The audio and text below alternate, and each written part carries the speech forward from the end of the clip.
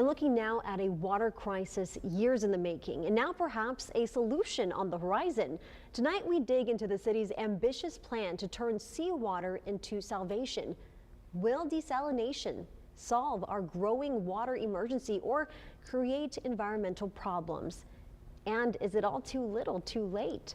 Our Bill Churchwell is here now with what he's learned. Bill. And Leslie, the city of Corpus Christi has all of the environmental permits to build its first desal plant.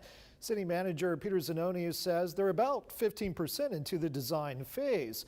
The plant, though, won't be operational until 2028, something that has been held up by setbacks and disputes in what has been a 10-year process.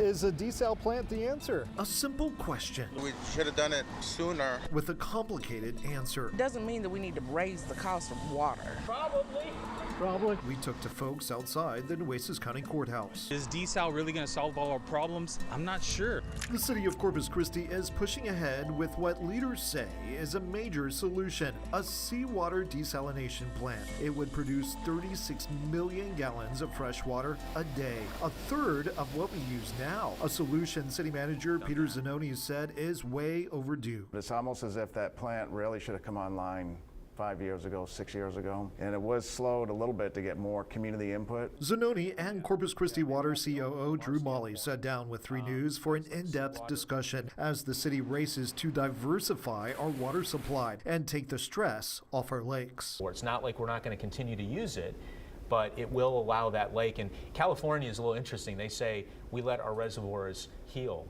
we let them rest. Well, you know, in similar fashion, that's what we want to do. But they say one desal plant won't be enough. They're already in the permitting process for a second one, and they're not alone in exploring the idea. Texas is watching us, the country and the world are watching us. The Nueces River Authority is also moving forward with the Port of Corpus Christi on a Harbor Island desal plant. John Byram, the executive director for the NRA, believes it will be a long-term solution. And we found this huge water deficit that's been going on for several years. And we decided, hey, we need to build this bigger. So the ultimate capacity of the Harbor Island facility that we're planning is 450 million gallons per day. That's a big plant. That would be about the 3rd largest desal plant in the world. 12 times larger than the city's plant. The initial phase will top out at about 100 million gallons a day with the option to expand. Desal is here to stay.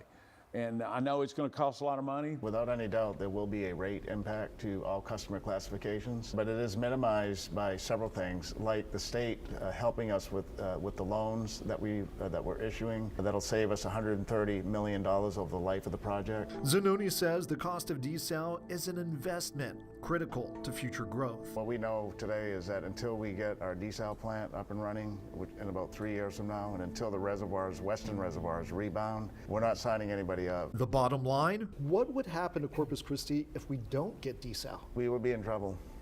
Molly says the city has done its research, visiting successful plants in Florida and California. The mayor of Santa Barbara, her name is Helene Schneider. I've spoken to her several times. She would tell you that in Santa Barbara, their saving grace was desal. A saving grace even scientists believe we can't avoid. My crystal ball says seawater desalination. Dr. Robert Mace, one of the state's leading water experts, says despite concerns of environmental impacts and expense, Cheap water is gone.